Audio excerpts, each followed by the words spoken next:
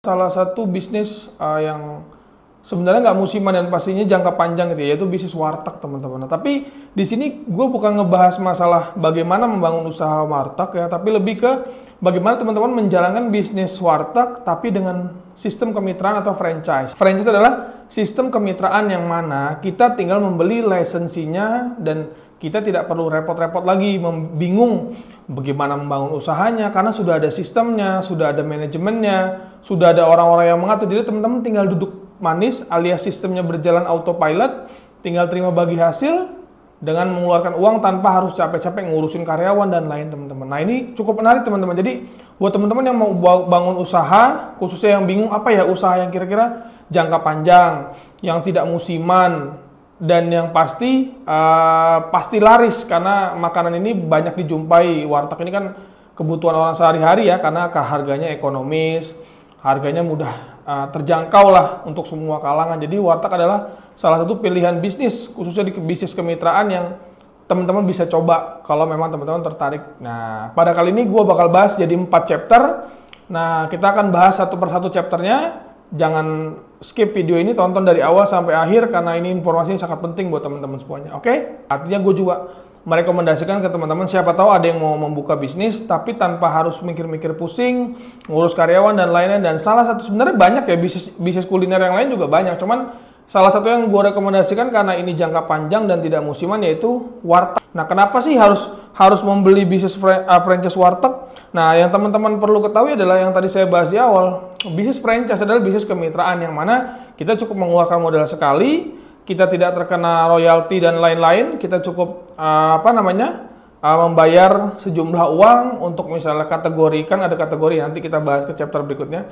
Ada beberapa kategori pendaftarannya, nominal uangnya harus kita keluarkan, tapi teman-teman sudah terima beres, sudah dicarikan karyawannya, sudah di training, sudah riset menu, teman-teman nggak usah, menunya sudah dari mereka semuanya. Tapi teman-teman yang uniknya, kalau kita ada menu sendiri yang mau dibuka, itu boleh teman-teman. Kalau teman-teman ada konsep menu baru, itu bisa diikutkan dalam penjualannya itu teman-teman. Jadi bisnis yang nggak musiman, yang mudah, yang pastinya orang makan setiap hari, khususnya di kota-kota besar ya, khususnya di Jabodetabek mereka besarnya. Apalagi bisnis warteg ini sangat menguntungkan karena mudah terjangkau, harganya murah, dan juga semua kalangan bisa masuk. Jadi teman-teman yang mau mencoba bisnis, yang mencoba mengeluarkan modal dan bingung, teman-teman bisa coba alternatif di warteg. Kan makanan rumahan gitu ya, ada nasi, ada ayam goreng, ayam bakar, ada terong balado, ada orek tempe, ada sayur-sayur asem, sayur singkong, gorengan, dan lain-lain. Pastinya menu yang sangat lengkap dan siap saji teman-teman. Jadi kenapa salah satu bisnis ini direkomendasikan, karena orang-orang tuh kadang-kadang kalau udah lapar datang tuh langsung makan gitu loh. Jadi nggak harus digoreng dulu. Jadi menunya fresh, bukan fresh juga, maksudnya udah dimasak, cuman teman-teman tinggal siap makan aja. Jadi udah dimasak, udah enak. Jadi teman-teman nggak perlu nunggu-nunggu lagi, enak. Jadi dijamin menunya recommended sekali kalau untuk kita sudah sangat lengkap dengan rata-rata pembahasannya untuk perhitungan investasi. Nah, teman-teman bisa lihat di gambar. Nah, ini rata-rata belanja di situ ada table ya, ada 3 table, ada rata-rata belanja orang, ada 100 orang, maksudnya 100 transaksi ya, 100 transaksi, 150 transaksi dan 200 transaksi ya, gitu teman-teman. Jadi teman-teman tinggal bandingin. Nah, ini kita lihat yang 100 transaksi aja. Nah, 100 transaksi ini mereka buka rata-rata 24 jam teman-teman, setiap outletnya. Terus rata-rata per transaksinya itu kita bisa lihat di situ di tabel itu perhitungannya 20.000, karena saya lihat orang-orang makan itu rata-rata ya 20.000 ya. Normalnya mungkin makan 10.000, 13.000 belum sama es teh manis dan lain-lain. Rata-rata 20.000. Ada juga mungkin yang 10.000, cuman sedikit lah, rata-rata segini 20.000. Nah, jadi dengan 100 transaksi, dengan adanya belanja 20.000 tinggal dikalikan 100 kali 20.000 berarti hasilnya 2 juta. Jadi omset per harinya itu 2 juta teman-teman. Per bulan berarti laba kotornya itu 60 juta. Nah, setelah itu dipotong oleh HPP modal itu, maksudnya HPP modal ya nasi kan ada beli berasnya segala macamnya itu, jadi HPP-nya 48%, jadi mengambil keuntungannya 52%.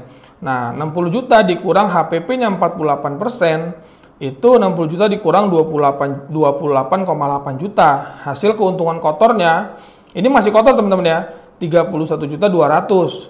Nah, terus setelah itu 31.200.000 ini dipotong lagi untuk biaya bayar karyawan, karyawannya di situ ada 2 mungkin ya, 2 apa 3 tuh ya kan. 3 misalnya 7,5 juta, sewa tempat, listrik, dan lain-lain, itu maka hasil bersihnya 10,900.000 teman-teman.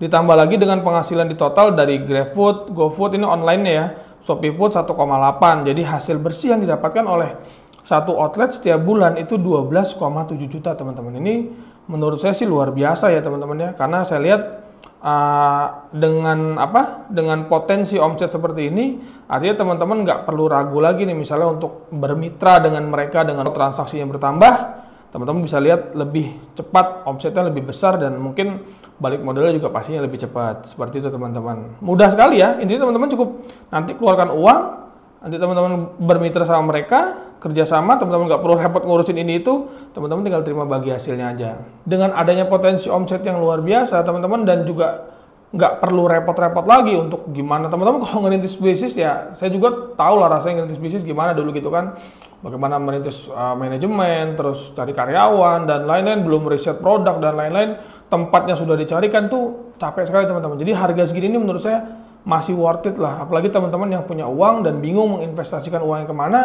mungkin daripada yang lain-lain nanti ditipu orang ya nauzubillah gitu, apalagi trading dan lain-lain kayak kemarin ya kan. Jadi teman-teman investasikan di salah satu franchise yang memang sudah jelas pergerakan ekonominya tuh pesat sekali teman-teman, dan jangka panjang gitu loh.